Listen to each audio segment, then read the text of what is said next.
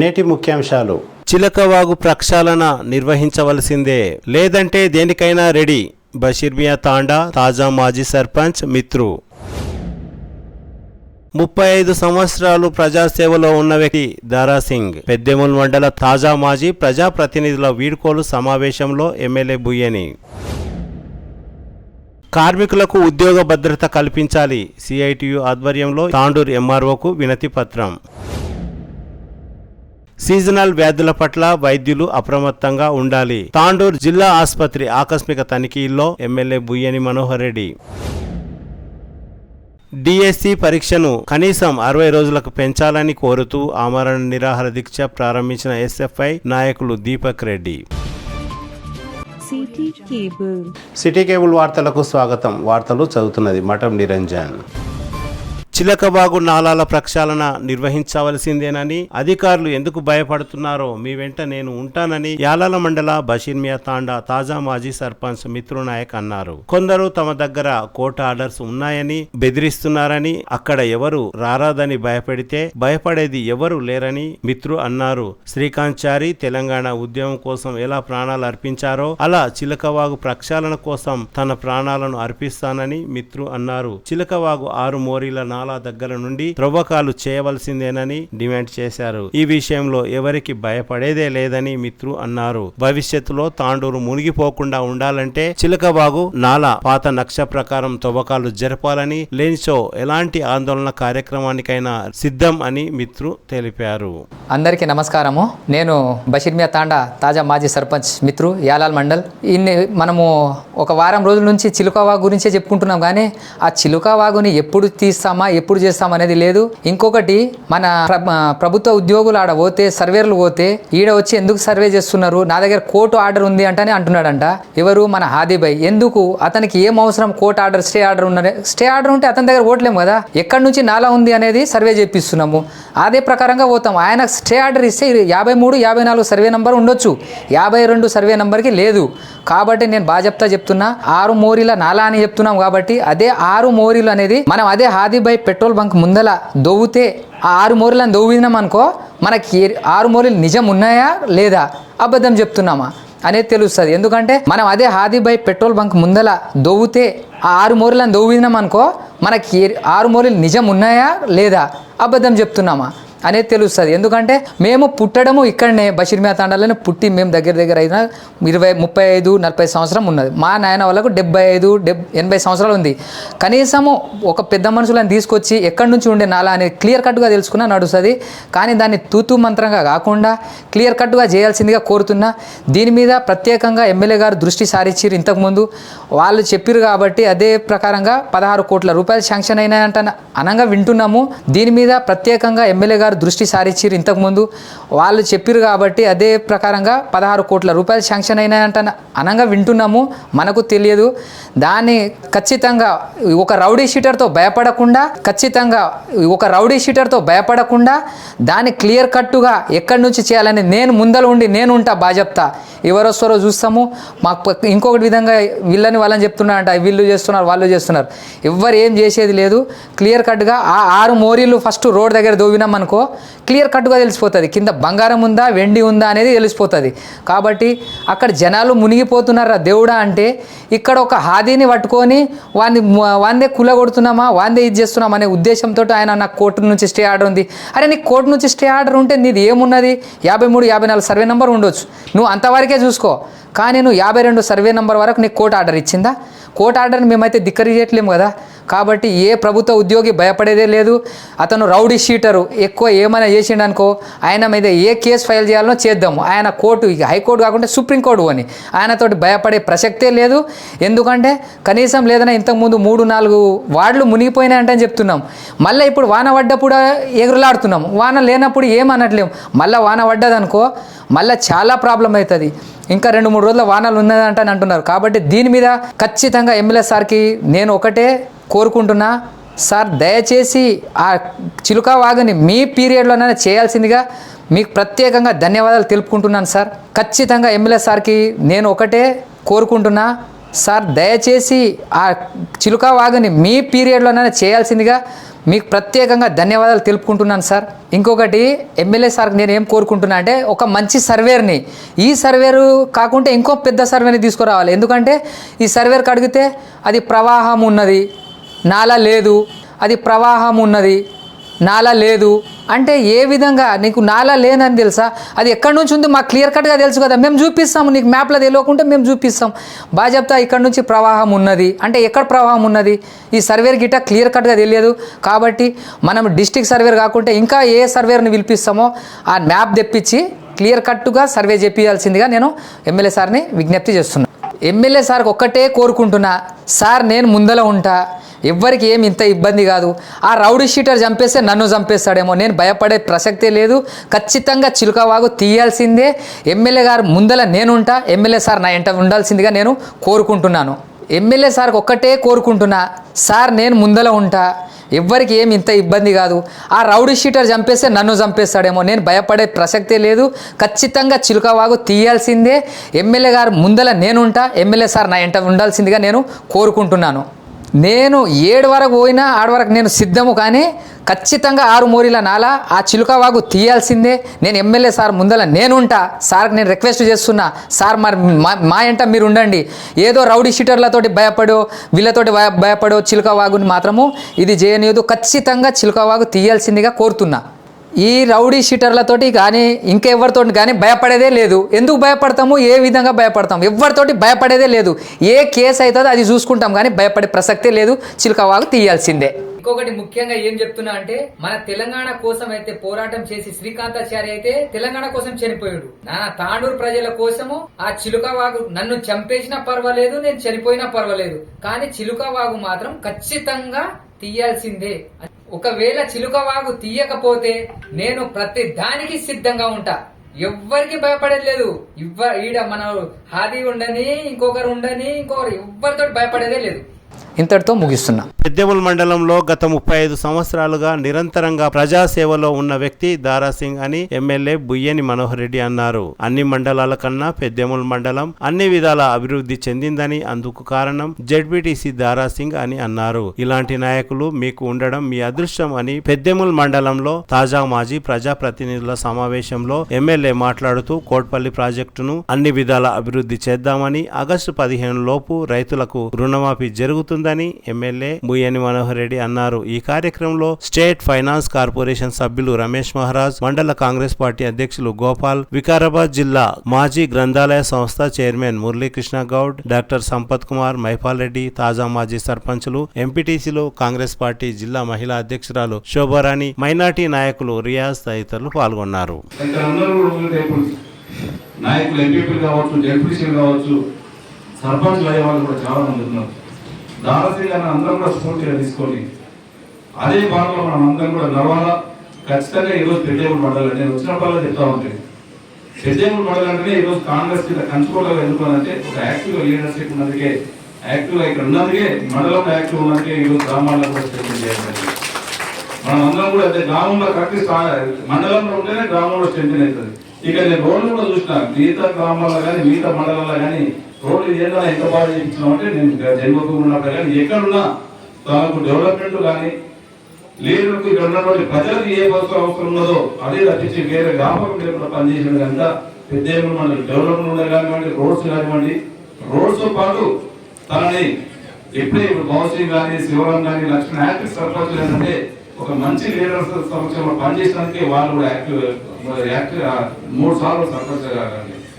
దాన్ని అందరం కూడా మనం బలపరచుకోవాల్సిన అవసరం ఉంది. ఖచ్చితంగా రేపు రాబోయే ఎలక్షన్స్ లోనే కూడా ఏ పదవి ఇచ్చినా, ఎందుకంటే పదవి అనేది మామూలుగా చాలా మంది పదవి ఆశపడేది, చాలా తక్కువ మందికి ఆ పదవులు వస్తాయి.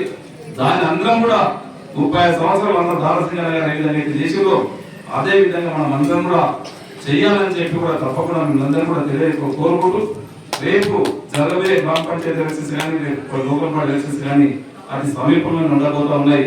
మీరు ఈ రోజు నుంచే ఖచ్చితంగా ప్రతి జనాలలో ఉండి, జనాలు అవసరమై మనం ఒక ఉండి ఖచ్చితంగా పనులు మనకు అందరూ కూడా వస్తాయని చెప్పి కూడా మీరు తెలియజేసుకుంటూ, ముఖ్యంగా ఇప్పుడే రమేష్ మహారాజ్ గారు చక్కగా చెప్పారు.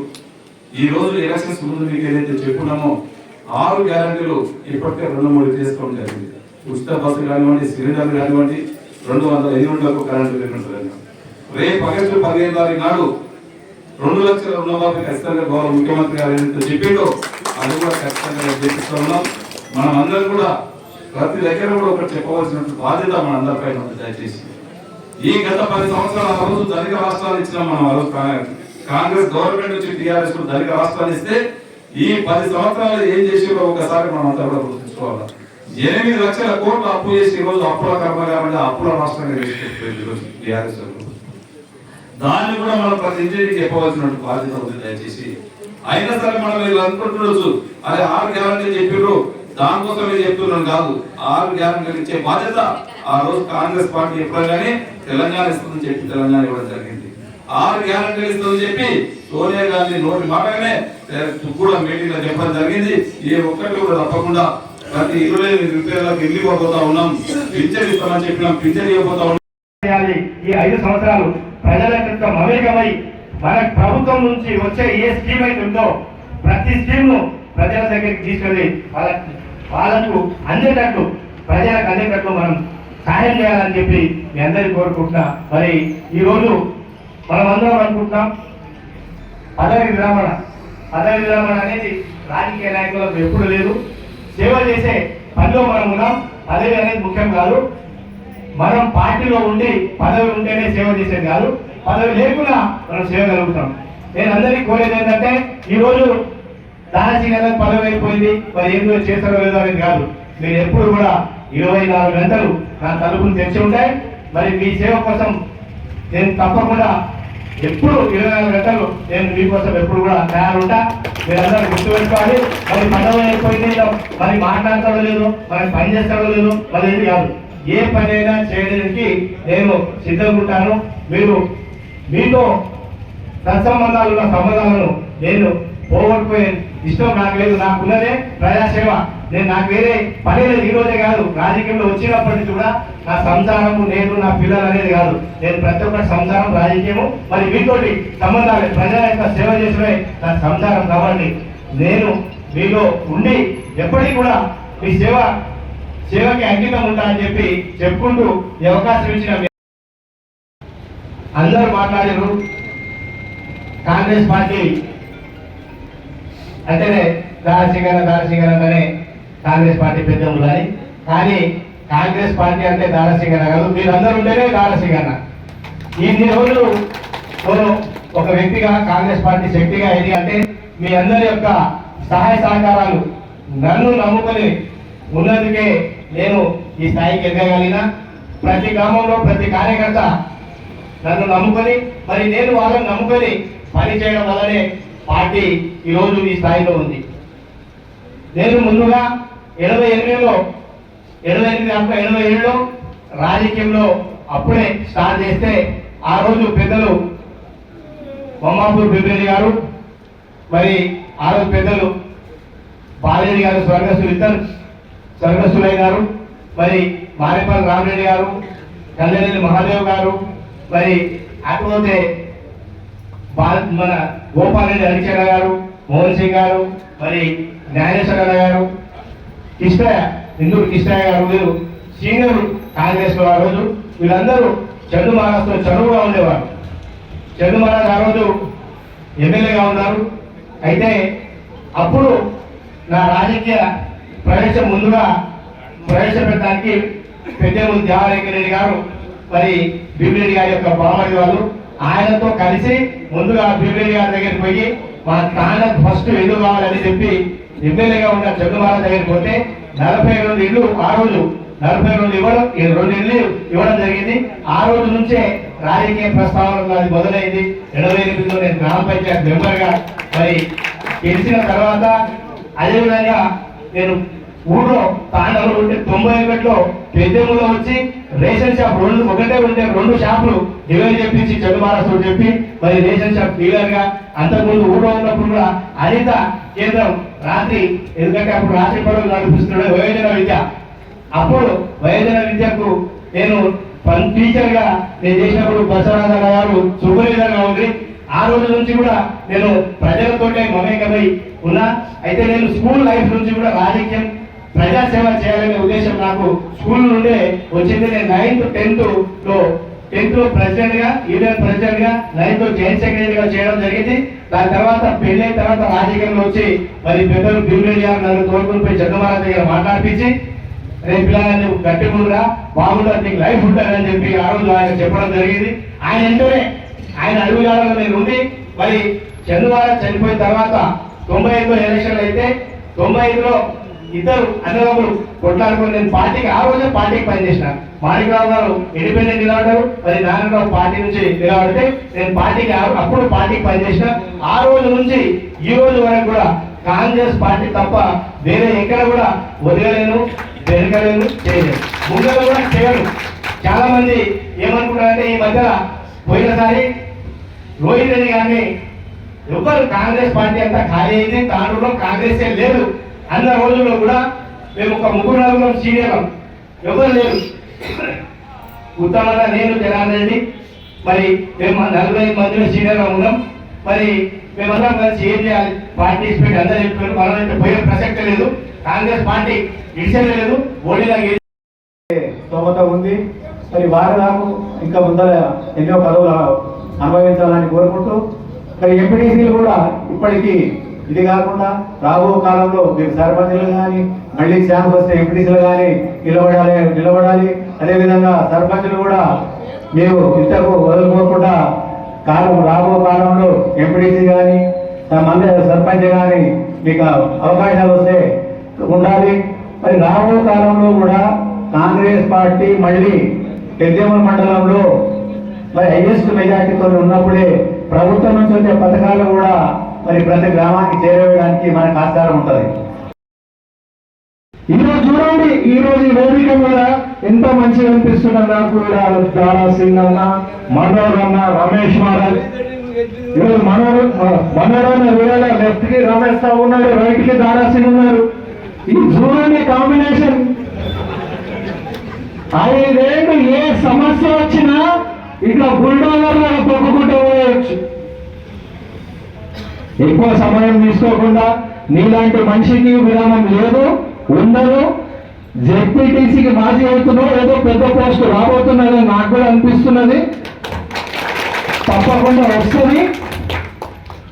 అదేవిధంగా డౌట్ వస్తున్నది, ఎందుకంటే ఎప్పుడు లేని సంప్రదాయానికి ఈరోజు కొత్తగా తెరదీసినట్టే దీని వెంట మతలం ఏముందో అర్థమైతే అయితే లేదు. అయితే ఇంకో విషయం ఏంటంటే ఎక్కడున్నా కూడా ఒక కార్ఖానా రకాల లీడర్లను తయారు చేసినటువంటి వ్యక్తి నిజమైన లీడర్, ఓడ మెరుగైనటువంటి లీడర్. నిజంగా కూడా 19-20 సంవత్సరాల ఏజ్లో ఒక వార్డ్ మెంబర్గా అంటే మూతి మీద పూర్తిగా మిసాల టైం నుండి ఇప్పటికి కూడా మన్మరాలు వచ్చినప్పుడు కూడా ప్రజాక్షేత్రంలో ఉన్నటువంటి గొప్ప లీడర్ ఎవరైతున్నారో ఆయన నిజంగా కూడా దారా సింగ్ గారే. ఇక్కడ పెద్దేముల మండలం దారా సింగ్ గారిని ఇంత కొంచెం భక్తులంతా చెప్పిన దాంట్లో ఏం అనుమానం లేదు.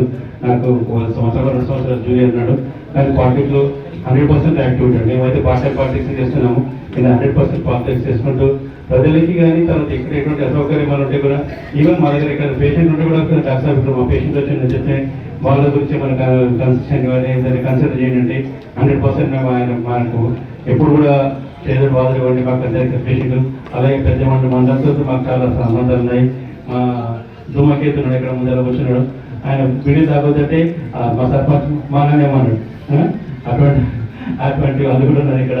చాలా చాలా సంబంధాలు పెద్ద మండలం అందరూ చాలా మంచి, ఎస్పెషల్లీ పెద్ద మండలం చాలా అమాయకులైన జీవులు ఉంటారు ఇక్కడ. చాలా పెద్ద మండలం లోపల కొంతమంది ఉంటారు దుష్టశక్తులు, వాళ్ళు కూడా కలుపుకొని అందరినీ కలగలుపుకొని తీసుకొని మన దారా సింగ్ గారు కానీ వాళ్ళ బృందం కానీ పెద్ద మండలం పడుతుంది. కానీ ఇంకా కొన్ని సమస్యలు ఇక్కడ ఉన్నాయి, వాటి గురించి కూడా ప్రత్యేక శ్రద్ధ నుంచి ఎట్లాగో మన ఎమ్మెల్యే గారు కోటపల్లి ప్రాజెక్ట్ చేస్తున్నారు. కోటపల్లి ప్రాజెక్ట్ పెద్ద ప్రాజెక్ట్ ఇక్కడ ఆఫ్టూర్ నేను ఇంతకుముందు చెప్పండి ఒకటి ఆఫ్టూర్ తాండా దగ్గర ఒక చెక్ డ్యామ్ గురించి కూడా మాట్లాడండి. దాని గురించి కూడా మీరు శ్రద్ధ తీసుకోవాలని కోరుకుంటున్నాను. ఇప్పుడు ఈ సమావేశం మీకు అందరికీ అంటే 5 సంవత్సరాలు అయితే తప్పదు, కాలం అయిపోయింది కాబట్టి 5 years అయిపోయింది కాబట్టి కంప్లీట్ అయింది. దీనికి నిరాశ చెందరాదు. ఇప్పుడు ఎంపీటీసీలు సర్పంచ్ కూడా మీరు ఒక ప్రజాప్రతినిధిగా ఉంటేనే పని చేస్తామని అనుకోరాదు. ప్రజాప్రతినిధిగా లేకుండా కూడా మీ గ్రామాలలో మీరు ప్రజల సమస్యలు మనకు ఎమ్మెల్యే గారు మంచిగా ఉన్నారు కాబట్టి మన ప్రాంత సమస్యలు ఎమ్మెల్యే గారి దృష్టికి తీసుకెళ్లి కూడా మీ ప్రాంతంలో మీరు పని చేయాలి. మేము పవర్లో ఉంటేనే మా అధికారంలో ఉంటేనే మేము పని చేస్తాము అనే అపోహ మీరు తెలియజుకొని పదవి కోసం ఆశ చూడకుండా పని చేయాలని కోరుతున్నాం. ఎగ్జాంపుల్గా విద్యార్థి దశ నుంచి నేను కూడా పత్రికా వాళ్ళు ఉన్నారు, అందరూ తెలుసు వాళ్ళు కూడా విద్యార్థి దశ నుంచి కూడా మేము ఆనాడు పెద్దెముల్లో జూనియర్ కాలేజ్ ఏర్పాటు చేయమంటే వైఎస్ రాజశేఖర దగ్గర వరకు పోయి కూడా పెద్దెమ్మ జూనియర్ కాలేజ్ సాధించుకున్న వాళ్ళ పోరాటం ద్వారానే. అలాగే మేము ఈ రోడ్ల గురించి కూడా బస్సుల గురించి కూడా ప్రతి దానికోసం ఆ రోజు పోరాటం ద్వారానే సాధించాం. పవర్ లేకున్నా కూడా పవర్ ఉంటేనే కాదు. అలాగే మేము తాండూరు నుంచి జైరాబాద్ కోసం ట్రైన్ లైన్ కోసం స్టార్టింగ్ ఫైట్ చేశాం. దానికోసం చాలా మంది ఏ ట్రైన్ రోడే కాదు అని చాలా మంది ఏమైనా చేసినారు. ఆ రోజు ఏమైనా చేస్తే కూడా ఈ రోజు వచ్చింది 1,30 కోట్లు 1.30 కోట్ల నుంచి Tandur Zaheerabad train line sanction అని ఉదాహరణగా చెప్తున్నా. మీరు ఇదే అని అనుకోకుండా అందరూ మనవరన్న నాయకత్వంలో గట్టిగా పనిచేయాలని కోరుకుంటూ ముగిస్తున్నారు. జై హింద్, జై కాంగ్రెస్. ప్రస్తుతం వర్షాకాలం సందర్భంగా సీజనల్ వ్యాధుల పట్ల వైద్యులు అప్రమత్తంగా ఉండి రోగులకు సరైన వైద్యం అందించాలని వైద్యులకు ఎమ్మెల్యే బుయ్యని మనోహర్ రెడ్డి సూచించారు. బుధవారం సాయంత్రం తాండూరు పట్టణంలోని జిల్లా ప్రభుత్వ ఆసుపత్రిని ఎమ్మెల్యే ఆకస్మికంగా తనిఖీ నిర్వహించారు. ఆసుపత్రిలోని డయాలిసిస్, జనరల్ వార్డ్, ఆర్థో తదితర వార్డులను పరిశీలించారు. రోగులు ఎదుర్కొంటున్న సమస్యలను ఆరా తీశారు. ఈ సందర్భంగా సూపరింటెండెంట్ మూర్తి వివిధ విభాగాలకు చెందిన వైద్యులు అవసరం ఉందని ఎమ్మెల్యేకు వినతి పత్రాన్ని అందజేశారు. ఈ సందర్భంగా ఎమ్మెల్యే మాట్లాడుతూ రోగులకు మెరుగైన వైద్య సేవలు అందించాలని వైద్యులకు సూచించారు. ఇంకా ఏమైనా అవసరాలు ఉంటే తన దృష్టికి తీసుకురావాలని, తను సహాయ సహకారాలు అందిస్తామని పై అధికారుల దృష్టికి తీసుకువెళ్తానని ఎమ్మెల్యే సూపరింటెండెంట్ తో తెలిపారు. ఈ సందర్భంగా తాండూరు మున్సిపల్ చైర్పర్సన్ స్వప్న పరిమల్ గుప్తా మాట్లాడుతూ రాత్రిపూట ఒకే ఒక్క డ్యూటీ డాక్టర్ ఉండడం పట్ల ఇంతమంది రోగులకు ఎలా వైద్యం నిర్వహిస్తారని నిలదీశారు. ఈ కార్యక్రమంలో దారాసింగ్, మురళీకృష్ణ గౌడ్, డాక్టర్ సంపత్ కుమార్, ఆర్ఎంఓ ఆనంద్ గోపాల్ రెడ్డి తదితరులు పాల్గొన్నారు.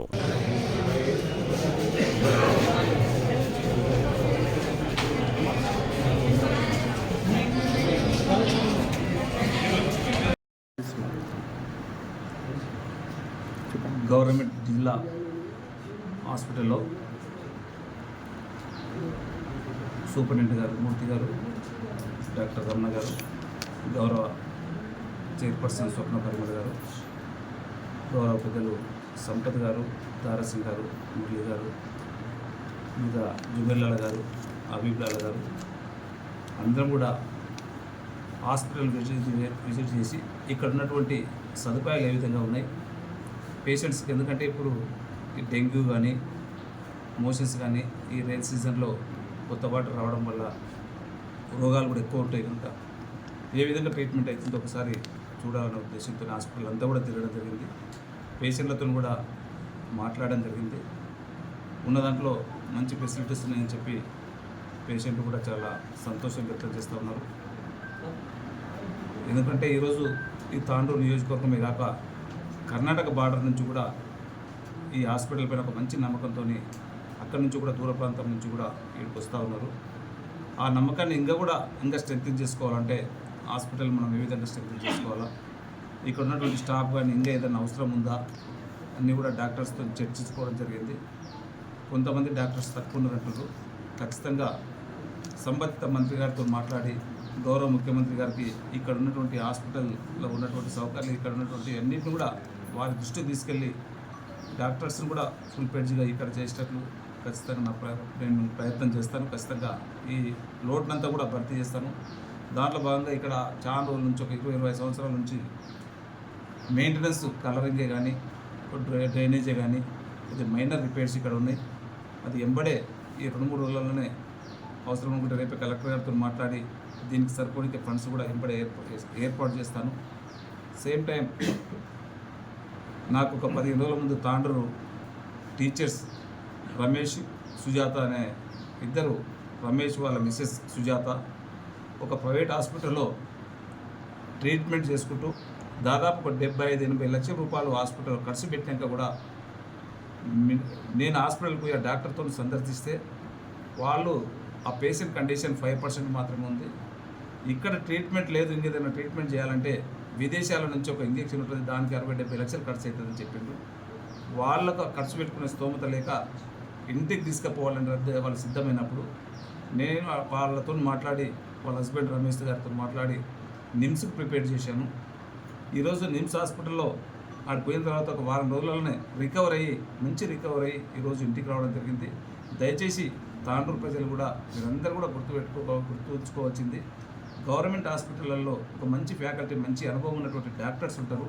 మీరు ఒక నమ్మకంతోనే గవర్నమెంట్ హాస్పిటల్ని మీరు ఇష్టంతో మీరు ఒక దేవాలయానికి వెళ్ళి మన గుడిని ఏ విధంగా అయితే పూజిస్తామో గవర్నమెంట్ హాస్పిటల్కి వచ్చి డాక్టర్స్తో ఒక ఫ్రెండ్లీగా ఒక మంచి మూమెంట్తో మీరు ఏంటంటే ఖచ్చితంగా ఎల్లవెల్ల ఒక దేవాలయం ఏ విధంగా అయితే ఉంటుందో ఒక హాస్పిటల్ని కూడా ఒక దేవాలయంలాగా అన్ని మౌలిక సదుపాయాలు ఖచ్చితంగా సమకూరుస్తానని చెప్పి కూడా తెలియజేసుకుంటూ తాండూరు నియోజకవర్గ ప్రజలకు మరొకసారి అప్పీల్ చేస్తూ ఉన్నాను.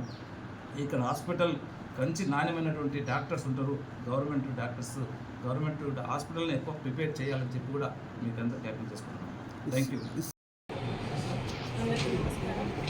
ఈరోజు మన తాండూరులో ఉన్నటువంటి డిస్ట్రిక్ట్ హాస్పిటల్ అయినటువంటి గవర్నమెంట్ హాస్పిటల్లో మన గౌరవనీయులు పెద్దలు ఎమ్మెల్యే గారు మనోహర్ అన్న గారు విజిట్ చేయడం జరిగింది.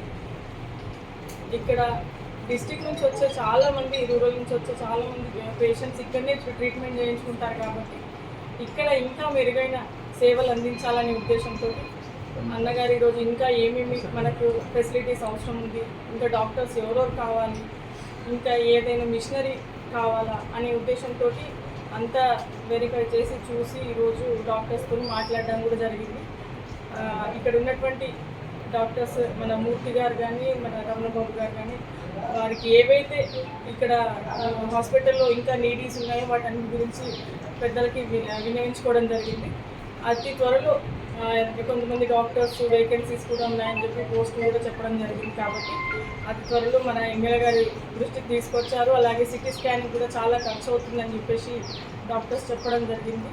వీటన్నిటిని త్వరలో ఎమ్మెల్యే గారు ఇవన్నీ సమస్యలు నెరవేరుస్తారని, అలాగే ఫుల్ఫిల్గా డాక్టర్స్ని కూడా ఇక్కడ ఉంచాలని చెప్పేసి కూడా పోవడం జరిగింది.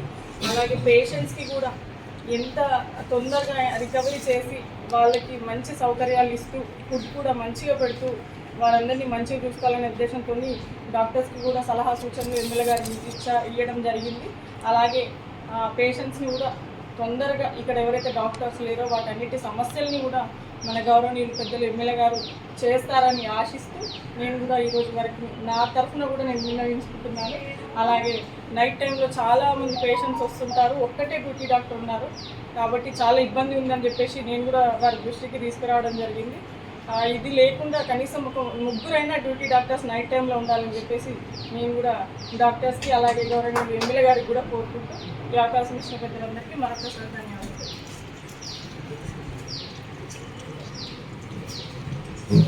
ఒకటి చెప్పాలి,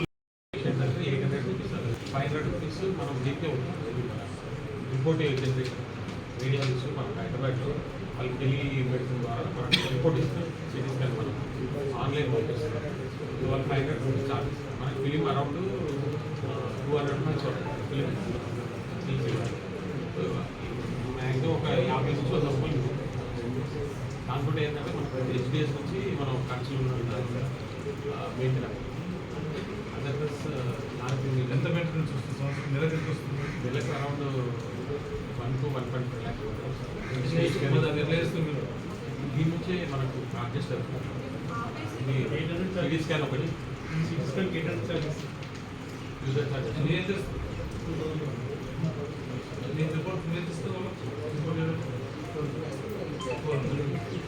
మనకు తక్కువ ఇస్తారు. 500 400 ఇస్తారు. ఆయన 400 ఇస్తారంట. నేను ఇంకా తగ్గించుకోవాలి కదా. అడుగు చెప్తాను. సిస్టమ్ నాకు ముందే కేర్ హాస్పిటల్ రోజు ఎంతమందికి ఎన్ని రిపోర్ట్స్ మంత్లీ మనకు 550 అంటే సిటీ స్కాన్ 500 to 600 మధ్యలో 10 to 20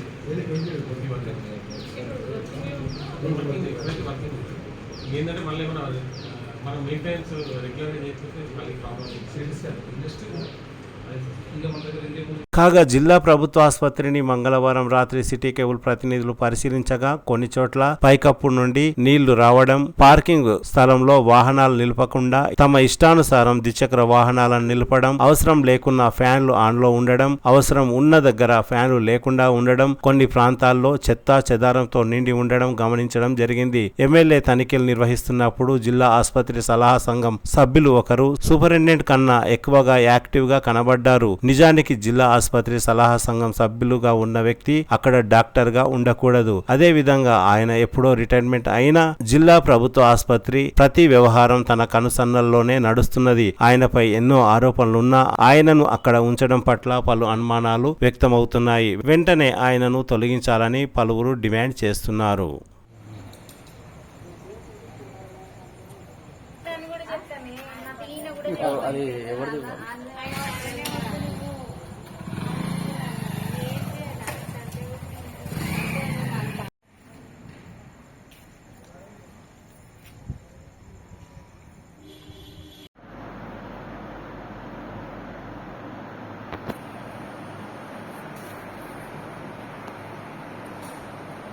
కాగా జిల్లా ప్రభుత్వ ఆసుపత్రిని మంగళవారం రాత్రి సిటీ కేబుల్ ప్రతినిధులు పరిశీలించగా కొన్ని చోట్ల పైకప్పు నుండి నీళ్లు రావడం, పార్కింగ్ స్థలంలో వాహనాలు నిలపకుండా తమ ఇష్టానుసారం ద్విచక్ర వాహనాలను నిలపడం, అవసరం లేకున్నా ఫ్యాన్లు ఆన్లో ఉండడం, అవసరం ఉన్న దగ్గర ఫ్యాన్లు లేకుండా ఉండడం, కొన్ని ప్రాంతాల్లో చెత్తా చెదారంతో నిండి ఉండడం గమనించడం జరిగింది. ఎమ్మెల్యే తనిఖీలు నిర్వహిస్తున్నప్పుడు జిల్లా ఆసుపత్రి సలహా సంఘం సభ్యులు ఒకరు సూపరింటెండెంట్ కన్నా ఎక్కువగా యాక్టివ్ గా కనబడ్డారు. నిజానికి జిల్లా ఆసుపత్రి సలహా సంఘం సభ్యులుగా ఉన్న వ్యక్తి అక్కడ డాక్టర్ గా ఉండకూడదు. అదే విధంగా ఆయన ఎప్పుడో రిటైర్మెంట్ అయినా జిల్లా ప్రభుత్వ ఆసుపత్రి ప్రతి వ్యవహారం తన కనుసన్నల్లోనే నడుస్తున్నది. ఆయనపై ఎన్నో ఆరోపణలున్నా ఆయనను అక్కడ ఉంచడం పట్ల పలు అనుమానాలు వ్యక్తమవుతున్నాయి. వెంటనే ఆయనను తొలగించాలని పలువురు డిమాండ్ చేస్తున్నారు.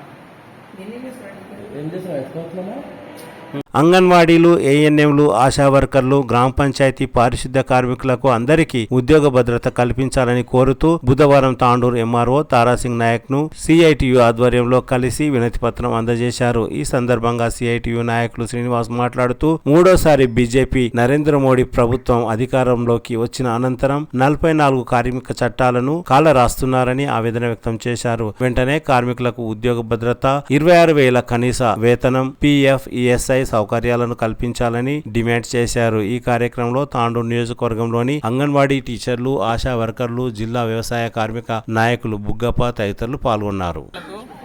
పెండింగ్ ఉన్నది కాబట్టి వాళ్ళందరినీ పర్మనెంట్ చేయాలి. అందుకోసం ఇంతకు ముందు చేసిండ్రి కదా, అప్పుడేమైంది? అప్పుడు నేను గెలిపలేరు. 26,000 రూపాయలు ఇవ్వాలి, కనీస వేతనం 26,000 రూపాయలు ఇవ్వాలి, ఈఎస్ఐ పిఎఫ్ సౌకర్యం వెంటనే ఇవ్వాలి, ఈఎస్ఐ పిఎఫ్ సౌకర్యం వెంటనే.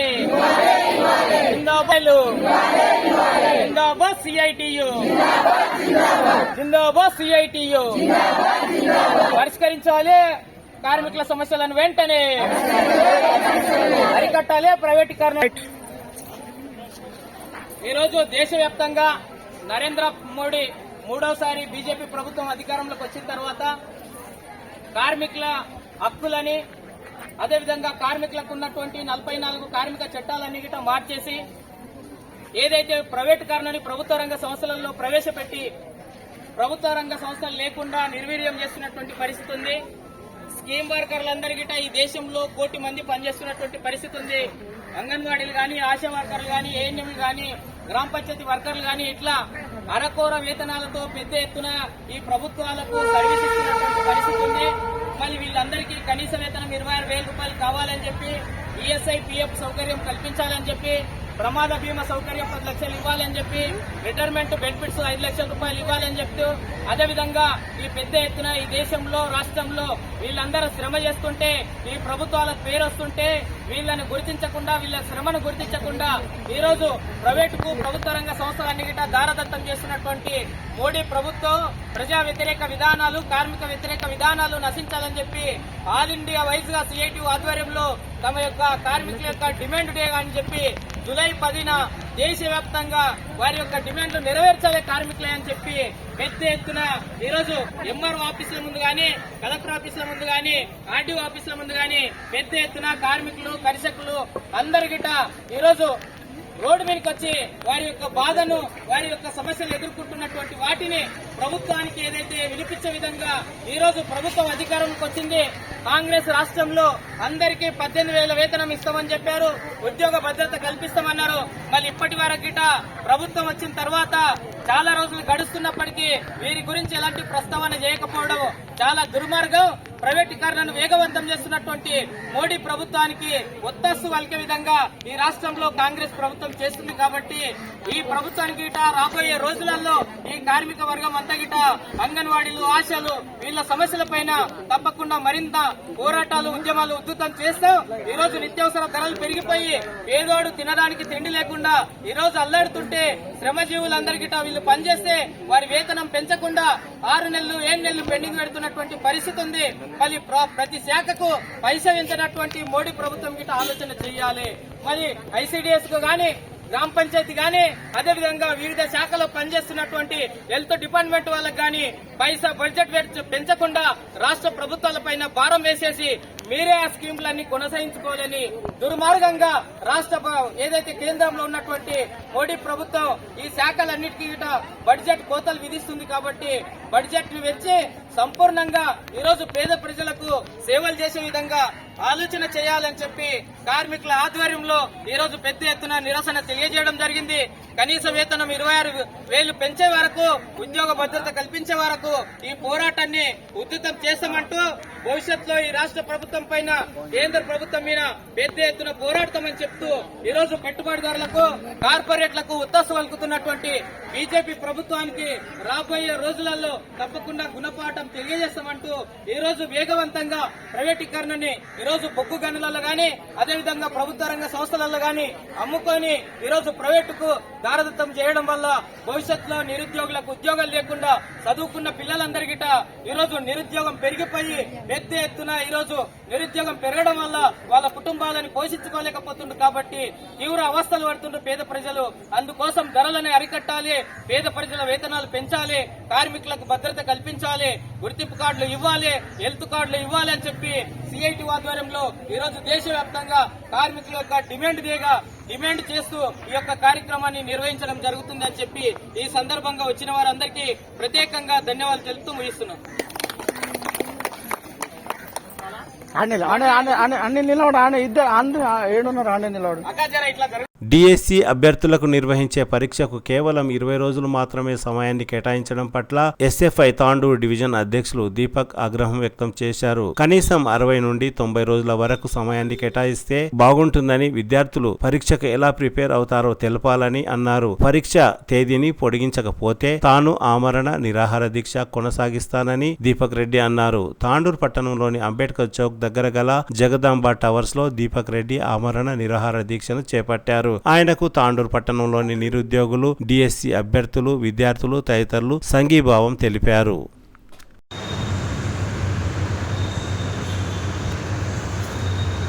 ఈరోజు తెలంగాణ ప్రభుత్వంలో టెట్ రాసిన వాటి డిఎస్సి ఆస్పిరెంట్ వాళ్ళకు కాస్త టైం పొడిగించాలి. ఎందుకంటే టెట్ రాసిన వెంటనే 90 రోజులు టైం ఇవ్వాలి డిఎస్ ఎగ్జామ్ రాయడానికి.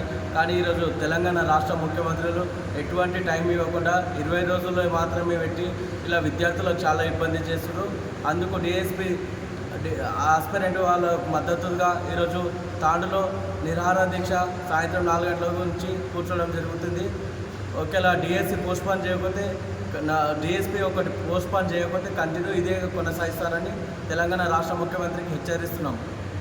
తిరిగి వచ్చే బులెటిన్లో తాజా వార్తలతో మళ్ళీ కలుద్దాం. అంతవరకు సెలవు. నమస్కారం. మరిన్ని వార్తల కోసం ఛానల్ను సబ్స్క్రైబ్ చేయండి, షేర్ చేయండి, లైక్ చేయండి, కామెంట్ చేయండి. CT Cable.